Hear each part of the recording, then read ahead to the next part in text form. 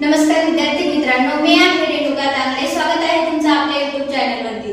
तर तुम्ही बघितलं असेल आपला अगोदरचा जो फर्स्ट व्हिडिओ झाला होता, त्याच्यामध्ये आपण काय बघितलं की शब्दांच्या जाती कशा पडल्या, कशा प्रकारे त्यांना वेगवेगळी नावं देण्यात आली. तर विकारी आणि अविकारी हे गट कसे पडले, विकारीमध्ये काय काय येतं, नाम, सर्वनाम, विशेषण, क्रियापद असं विकारीमध्ये येतं. तर मग विकारीमध्येच काय येतं, कारण त्याच्यात लिंग, वचन आणि विभक्तीमुळे बदल होतो. तर हे जे शब्दांच्या जाती आहेत ह्या कशा पडल्या आणि कसे कसे त्यांच्यात बदल होते, आपण हे मागच्या व्हिडिओमध्ये बघितलेलंच आहे. जर तुम्ही मागचा व्हिडिओ बघितला नसेल तर आपल्या डिस्क्रिप्शन बॉक्समध्ये त्याची लिंक दिलेली आहे, तुम्ही जाऊन तिथे बघू शकता. तर त्यातीलच आज आपण नाम हे शब्दांची पहिली जात जी आहे नाम आज आपण अभ्यासणार आहोत. तर मग नाम म्हणजे नेमकं काय?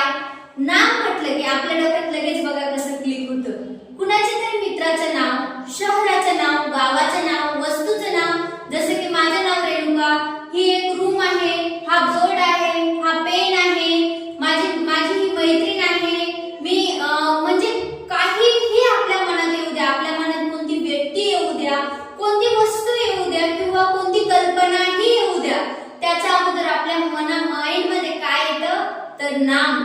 खूप साधं आणि सोपं आहे बघा. आपल्याला नेहमी व्याकरणात असं वाटत असतं की खूप असं क्रिटिकल आहे, हे कसं असणार, आपण व्याख्या पण तशाच बनवत असतो बघा, पण काही नाही. नाम म्हणजे नाव. कोणत्याही व्यक्तीचे, वस्तूचे, प्राण्याचे, पक्षाचे, कशाचे, भावनेचे किंवा कल्पनेचे, या सर्वांना जे सर्वसाधारणपणे जे नाव दिलं जातं त्यालाच व्याकरणात काय म्हटलं जातं, नाम असे म्हटल्या जाते. मग आलं का तुमच्या लक्षात की बघा, कोणत्याही व्यक्तीचे, वस्तूचे किंवा प्राण्याचे म्हणजे कशाचेही तुम्ही जर नाव घेतले तर त्याला काय म्हणतात व्याकरणात नाम असे म्हटल्या जाते. तर ह्याच नामाचे बघा 3 प्रकार पडतात. तर पहिला प्रकार बघा कोणता आहे, नामाचे 3 प्रकार. सामान्य नाम, सामान्य नाम बघा. दुसरा प्रकार पडतो बघा विशेष नाम,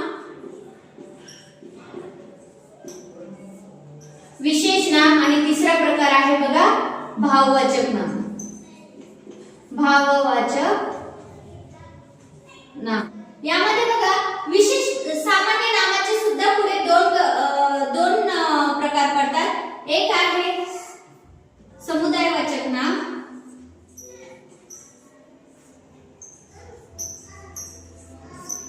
आणि दुसरा आहे पदार्थवाचक नाम.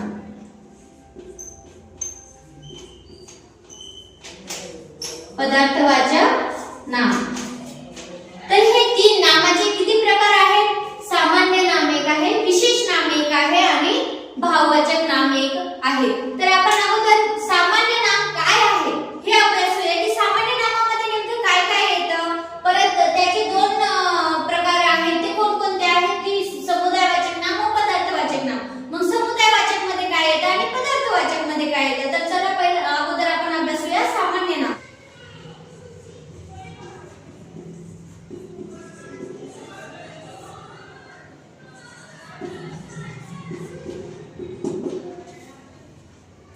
सामान्य नामामध्ये बघा एका जातीच्या, लक्षात ठेवा, एका जातीचे जे पदार्थाचे जे गुणधर्म असतात, एका जातीचे जे पदार्थ असतात त्यांचे जे गुणधर्म असतात, त्या गुणधर्मामुळे काय होतं, एका जातीच्या पदार्थाच्या गुणधर्मामुळे त्यांना जे सर्वसामान्य नाम दिले जाते त्यांना काय म्हटलं जातं, सामान्य नाम असं म्हटलं जातं. मग एका जातीचे पदार्थ म्हणजे मग काय येईल बघा याच्यामध्ये, जसं की मुलांचं काय आहे, समुदाय आहे, एक प्रकारचा गट आहे. आलं का लक्षात? एकाच जातीचे तुम्हाला लक्षात ठेवायचं आहे आणि त्यांचे जे त्यांच्या त्या पदार्थामध्ये, त्या वस्तूमध्ये किंवा त्या व्यक्तीमध्ये जे सर्वसाधारण सामान्य जे गुण येतात, एकाच गुणधर्म जो त्यांचा असतो त्याच्यामुळे त्यांचा गट पडलेला असतो. जसं की मुलं, नदी, परत कळप, हे जे समुदाय आहे, जे सर्वसामान्यपणे जे त्यांना नाव देण्यात आलेलं आहे त्यांना काय म्हटलं जातं, सामान्य नाम असं म्हटलं जातं. मग सामान्य नामामध्ये असे काय काय येईल बघा. तुम्ही काही असं सामान्य नाम धरा, म्हणजे तिच्यात असं पर्सनली एक विशिष्ट असं व्यक्तीचं नाव तिच्यात येत नाही, तर काय येतं, पूर्ण असं समुदायाचं नाव तिच्यामध्ये येत असतं. जसं की मुलं झाले,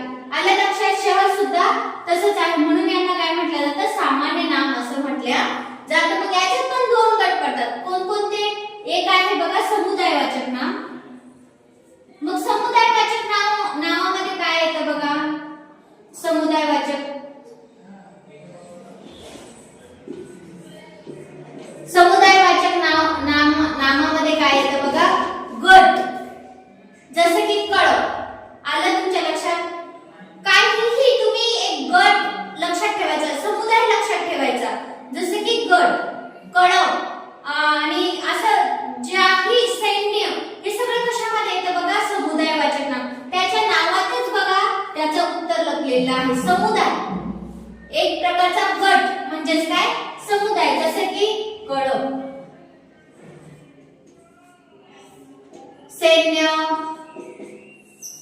काहीही तुम्हाला जिथे जिथे तुमच्या डोक्यामध्ये असं नाव येईल की जिथे गट आहे समुदाय आहे त्याला काय म्हटलं जाईल समुदायवाचक नाम असे म्हटलं जातं. आणि बघा नंतरचं बघा पदार्थवाचक नाम. आता बघा समुदायवाचक नामामधलंच हे एक आहे, सामान्य नामामधलेच हा दुसरा प्रकार आहे पदार्थवाचक नाम. तर मग आपण बघितलं की समुदाय म्हणजे एक गट असतो, मग सामान्य नामामध्ये पदार्थ म्हणजे काय बरे, तर लक्षात ठेवायचं आहे पदार्थ असा पदार्थ की जो आपण मोजू शकत नाही संख्येने, जसे की आपण कळप मोजू शकतो, सैन्य मोजू शकतो, सैन्याचा एक गट, दोन गट, तीन गट, किंवा शहर आपण मोजू शकतो, हे नागपूर एक शहर आहे किंवा मुंबई एक शहर आहे. मुलं सुद्धा आपण मोजू शकतो, मुलांचा हा एक गट, दुसरा गट, तिसरा गट. पण पदार्थवाचक नामाला संख्येमध्ये आपण मोजू शकत नाही. तर मग पदार्थवाचक नामाची व्याख्या काय करायची आहे की जे आपण संख्येने मोजू शकत नाही त्यासाठी परिणामाचीच गरज पडते, त्याला काय म्हणतात पदार्थवाचक नाम असं म्हटल्या जातं. जसे की साखर, साखरला काय लागतं तुम्ही म्हणू शकता का असं एक साखर, दोन साखर, तीन साखर. त्यानंतर बघा तेल, तेल जेही साखर, तेल जे परिणामाने कपडे ते पण आपण बघा मीटरवर मोजून आणत असतो. आणि साखर बघा आपल्याला एक साखर, दोन साखर जसं की आपण म्हणू शकत नाही, एक तेल, दोन तेल आपण म्हणू शकतो का नाही, त्यासाठी 1 किलो तेल द्या, 1 किलो साखर द्या, 4 किलो साखर द्या, या अशा परिणामांची स्थिती काय पडत असते, गरज पडत असते, त्याला काय म्हणतात पदार्थवाचक नाम असं म्हटल्या जातं. म्हणून लक्षात ठेवायचं आहे की पदार्थवाचक नाम कशाला म्हणतात, तर जे आपण संख्येने मोजू शकत नाही त्याला काय म्हणतात पदार्थवाचक नाम म्हणत असतात. आणि समुदायवाचक नाम जे गट असतं, जो समुदाय असतो, अशा ज्या नावाला जे असे जे नाव असतात त्याला काय म्हणत असतात समुदायवाचक नाम असं म्हटल्या जातं. आता आपण दुसरं बघूया विशेष नाम. मग सामान्य नामाचं काय झालेलं आहे की एकाच गुणधर्माचे जे असतात, एकाच गुणधर्माच्या गटाला काय म्हणतात सामान्य नाम म्हटले जातं. पण विशेष नामाला मग काय व्याख्या येईल, विशेष नाम, विशेष नामाला काय व्याख्या येईल मग की ज्या नामाने जातीचा बोध होत नसून त्याने एका विशिष्ट व्यक्तीचा, वस्तूचा किंवा प्राण्याचा बोध होतो अशा नामाला काय म्हटलं जातं विशेष नाम म्हटलं जातं. काय म्हटलं जातं विशेष नाम. की जातीचा म्हणजे मुलं काय एक पूर्ण ग्रुप जर आपण धरला तर मुलं त्यात एका विशिष्ट व्यक्तीचे नाव येतं का नाही, तर त्या ग्रुपचं नाव येतं.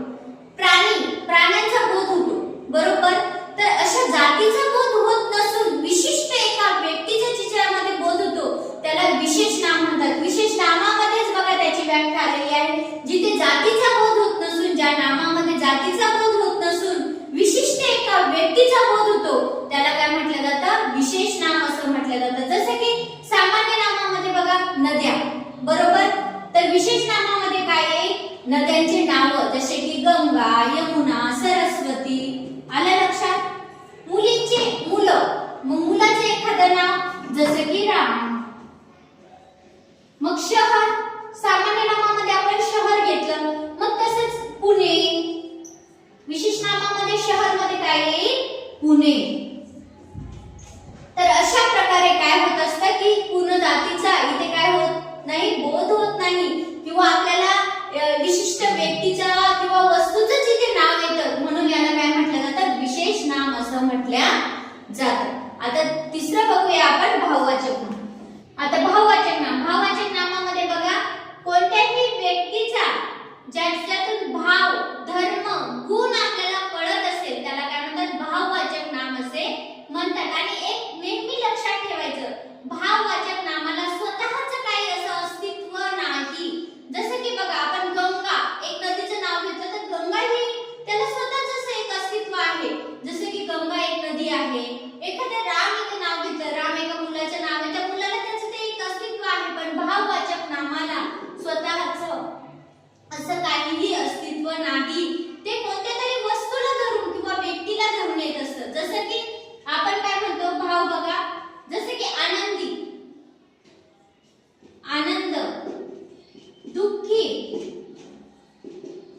तारुण्य, तारुण्य. ह्या ज्या गोष्टी आहेत हे सेपरेट येऊ शकतात का बरं? तर नाही.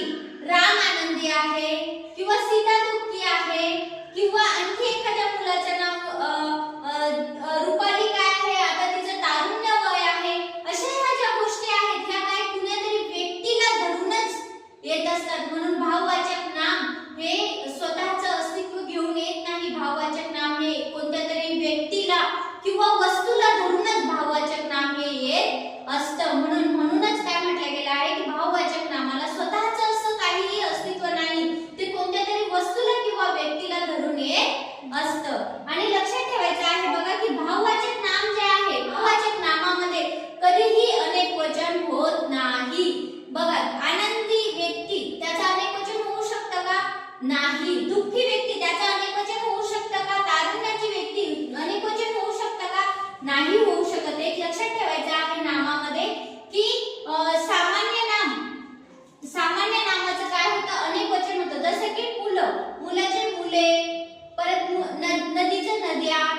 विशेष नाम आणि भाववाचक नाम यांचं अनेक वचन होत नाही. आणि सामान्य नामामध्ये पण पदार्थवाचक नामाचं अनेक वचन होत नाही. ते नेहमी एकवचनीच असतं. जसं की साखर, साखरचं अनेक वचनी आपण करू शकतो का? नाही. तेल, तेलाचं अनेक वचनी आपण करू शकतो का?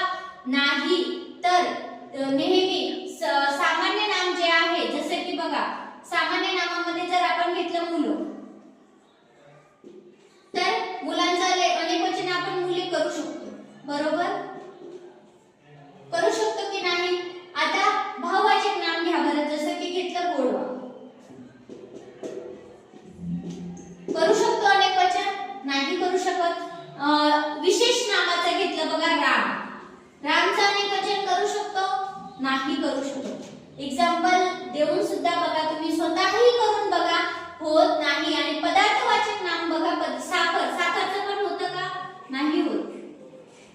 तर नेहमी लक्षात ठेवायचं आहे सामान्य नाम हे अनेक वचनी होऊ शकतं. त्यातील सुद्धा समुदायवाचक नाम होतं, पदार्थवाचक होत नाही. विशेष नामाचं आणि भाववाचक नामाचं अनेक वचन होत नाही. आणि भाववाचक नामाचं तुम्हाला सांगते बघा, कधी कधी आपण काही शब्द असे आहेत की त्याचा आपण प्रत्यय लावून भाववाचक नाम करू शकतो. जसं की गोड काय आहे? एक विशेषण आहे. पण याला जर भाववाचक नाम बनवायचं असेल तर काय येईल? गोडवा.